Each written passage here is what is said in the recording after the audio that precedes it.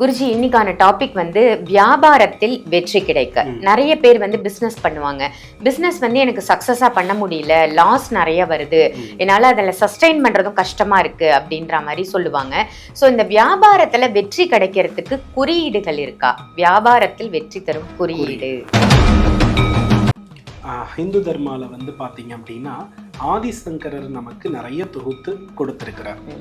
அதில் அவங்களுக்கு வியாபாரம் சிறப்பாக நடக்கும். இது முத விஷயம். அப்படி இல்லைன்னா சௌந்தரிய லகரியோட நீங்க நல்லா கவனிச்சு பாருங்களேன், ஒருத்தவங்க வாழ்க்கையில வியாபாரத்துல வளர்ந்து உச்சம் அடைஞ்சிருக்காங்கன்னா அவங்களுடைய பின்பக்கத்துல நிறைய சீக்ரெட்டான விஷயங்கள், புதையல் மாதிரி நிறைய விஷயங்கள் உங்ககிட்ட இருந்து வருது. கண்டிப்பா மக்களுக்கு அது போய் சேரணும்.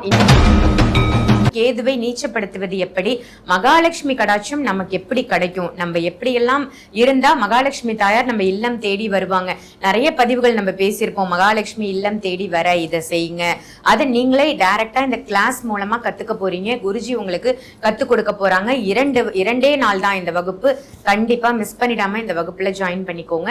வீடியோல தெரியுற நம்பருக்கு கால் பண்ணி வகுப்போட முழு விவரங்கள் கேட்டு தெரிஞ்சுக்கிட்டு இந்த ஆன்லைன் கிளாஸை நீங்க அட்டன் பண்ணலாம். எங்க இருந்தாலும் தாராளமா ஆன்லைன் கிளாஸ் அட்டன் பண்ணலாம். ஸோ யாருக்கெல்லாம் தேவையோ பயன்படுத்திக்கோங்க. ஆன்மீக பரிகார நேயர்கள் அனைவருக்கும் அன்பான வணக்கங்கள். இன்னைக்கு நம்ம யாரை சந்திக்க வந்திருக்கோம் அப்படின்னு பாத்தீங்கன்னா அஸ்ட்ராலஜர், பிரணவ வாஸ்து நிபுணர் சிவகு சத்யசீலன் குருஜியை தான் சந்திக்க வந்திருக்கோம். வணக்கம் குருஜி.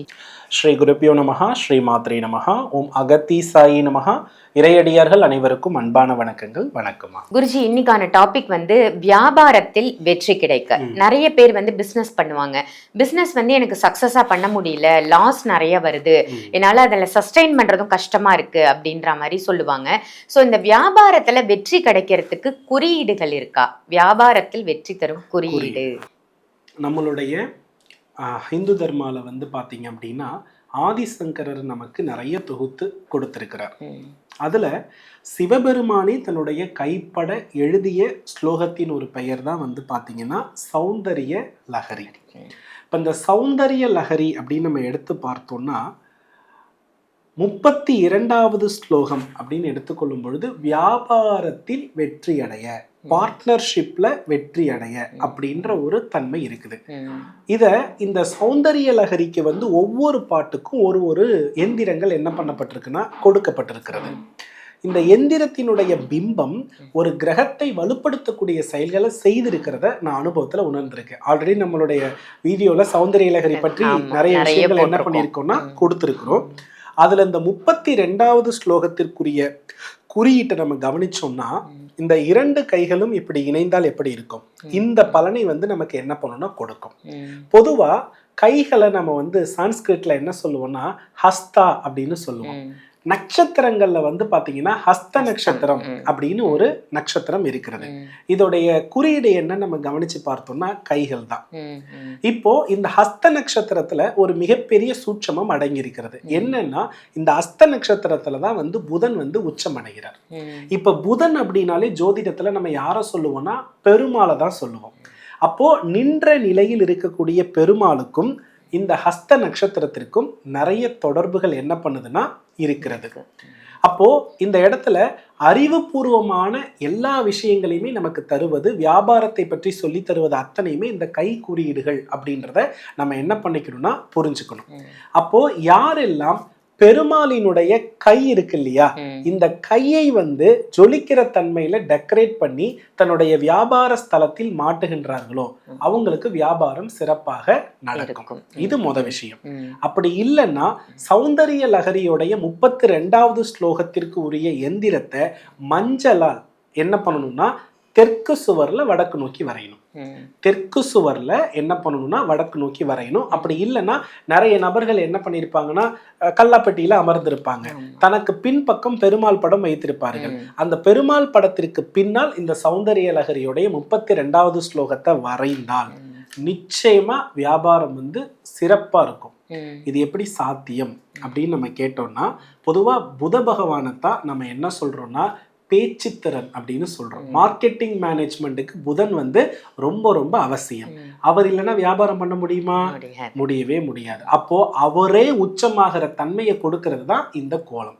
இதுல இன்னும் ஒரு நுட்பமான விஷயத்த நம்ம நல்லா கவனிச்சு பார்த்தோம்னா, நம்மளுடைய சமூகத்துல வந்து செல்வ நிலையில உயர்ந்த சமூகம்னு ஒண்ணு இருக்கிறது. இவங்களெல்லாம் நம்ம ஜெயினர்கள் என்று குறிப்பிடுவோம்.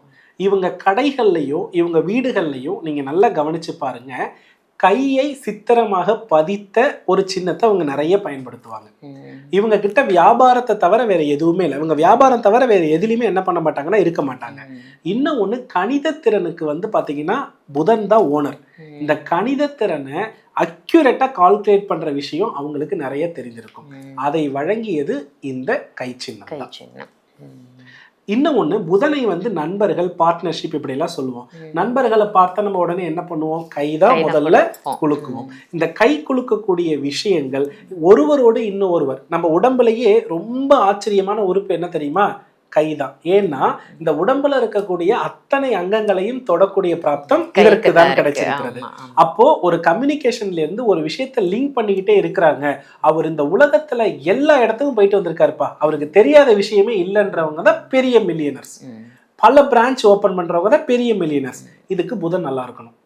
அப்போ புதன் நல்லா இருக்கிற விஷயம் தான் சௌந்தரிய இலகரி 32 தருது. யாருக்கெல்லாம் எனக்கு நண்பர்கள் கிடைக்கல, எனக்கு பார்ட்னர்ஷிப் நல்லா இல்லை, கடனாவே இருந்துட்டு இருக்குன்னா இவங்கெல்லாம் பெருமாள் கிட்ட திருப்பதி போனா போதும். அதனாலதான் அவர் பார்ட்னர்ஷிப்பா நம்ம ஜாயின் பண்ணிக்கணும்னு சொல்றது. நம்மளுடைய பிசினஸ் பார்ட்னர் யாருன்னா பெருமாள் தான். அப்போ தனக்கு வந்திருக்கக்கூடிய வருமானம் இருக்கு இல்லையா, அந்த வருமானத்துல பெருமாளையே ஒரு பார்ட்னரா நம்ம இணைச்சு அந்த வந்து 1 லட்சம் ரூபாய்னா 1000 ரூபாய், அந்த 1000 ரூபாயை எடுத்து நம்ம உண்டியல்ல சேர்த்து அஸ்த நட்சத்திரத்துல அவருடைய உண்டியல்ல போயிட்டு காணிக்கையா போட்டோம்னா அவர் குபேர நிதி கடன் அடைக்கிறதுக்கு அது ஹெல்ப் ஆகும். அப்போ ஒருவருக்கு ஒரு செயலை நாம் தெய்வத்துக்கே செய்யும் பொழுது நமக்கு அந்த செயல்ல உள்ள கர்மாக்கள் என்ன பண்ணுதுன்னா விலகுது. நிறைய பேர் சொல்லுவாங்க திருப்பதி உண்டியல்ல போறத 10 பேருக்கு தானமா கொடுக்கலாம். நல்லா தெரிஞ்சுக்கணும், திருப்பதியில ஒரு பெரிய ரகசியம் இருக்கு. என்னன்னா, என்னைக்கு வந்து உண்டியல் நிரம்பாமல் இருக்கிறதோ அன்னைக்கு ஆலயத்தை விட்டு பெருமாள் வெளியே வரணும். என்னைக்கு உண்டியல் நிரம்பலையோ அன்னைக்கு வந்து ஆலயத்தை விட்டு பெருமாள் வெளியே இழுத்து வரப்பட வேண்டும். பெருமாளை வெளியே கொண்டு வர ஒரு சம்பிரதாயம் நடக்கும். ஏன்னா அவர் கடன் கட்டலன்னு. அதனால மேக்சிமம் என்ன பண்ணிடுவாங்கன்னா, உண்டியல் நிரம்பாம இருந்தா அதை நிரப்புறதுக்கான வழியை செஞ்சிடுவாங்க. ஏன்னா பெருமாள் நம்மை விட்டு போக கூடாது, இந்த பூமியை விட்டு போக கூடாதுன்றதுனால கலியுகம் முடிகிற வரை குபேர நிதிக்கு பெருமாள் என்ன பண்ணிட்டே இருப்பாரு?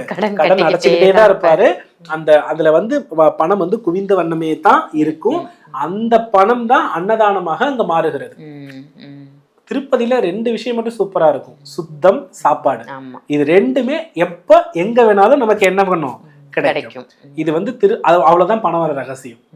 அப்ப நம்ம நல்லா புரிஞ்சுக்கணும், இந்த கை சின்னத்தை நம்ம எப்படி பயன்படுத்தணும் வீட்டுல அப்படின்னா, வீட்டுடைய தலைவாசல் இருக்குல்ல, அந்த தலைவாசல்ல பச்சை அரிசி இருக்கு இல்லையா, பச்சை அரிசியில மஞ்சள் கலந்துக்கணும்.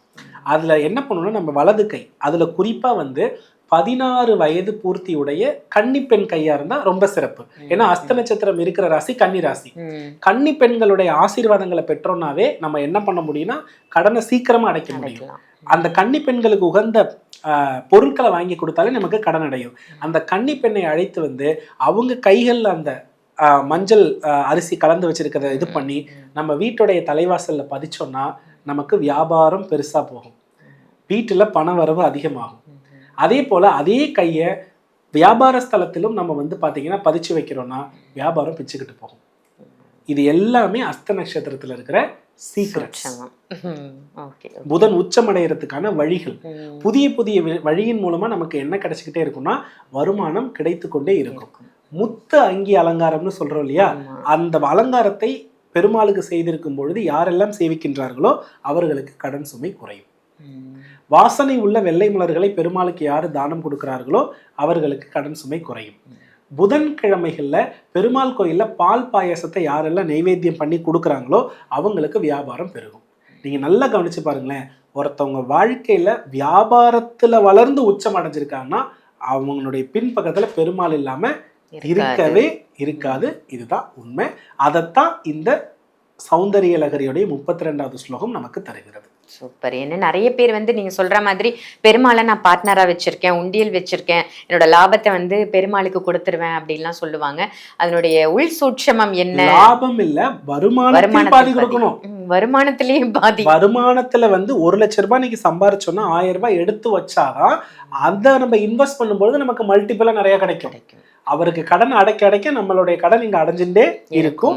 வாழ்க்கை முழுக்க அவர் பார்ட்னர்ஷிப்பா வச்சுக்கிட்டா வியாபாரத்துல கொடி கட்டி பறக்கலாம். சூப்பர். அதுவும் ஹஸ்த நட்சத்திரத்தில் நம்ம கொண்டு போய் சேர்த்தா ரொம்ப நல்லது. ரொம்ப சிறப்பா சொன்னீங்க. இதுல இன்னொரு பாயிண்ட் எனக்கு புரிஞ்சுது. என்னன்னா, நம்ம ஒரு பதிவுல பேசும்பொழுது தானியங்களுக்கு சொந்தக்காரர் வந்து குபேரர் அப்படின்னு சொல்லியிருந்தீங்க. திருப்பதியிலையும் தானியத்துக்கு குறைவு இருக்காது, அன்னதானத்துக்கு குறைவு இருக்காது, செல்வத்துக்கும் குறைவு இருக்காது. நிச்சயமா அங்க வந்து பாத்தீங்கன்னா சந்திரனுக்குரிய பரிகார தலமா திருப்பதியை நம்ம என்ன பண்றோம்னா சொல்றோம். நீங்க நல்லா கவனிச்சு பாருங்க, அஸ்த நட்சத்திரம் என்பது சந்திரனுக்குரிய நட்சத்திரம். நிறைய பேர் திருப்பதிக்கு சிம்ம ராசிக்காரங்க போக கூடாது, திருப்பதிக்கு வந்து இந்த நட்சத்திரம் போடாது. நெவர். புதன் நல்லா இருக்கணும்னா திருப்பதி போகணும். ஆனா என் அனுபவத்துல நான் ஒண்ணு மட்டும் சொல்றேன், திருப்பதி வந்து குடும்பத்தோட போறதை விட நண்பர்களோட போனா நல்ல பலன்.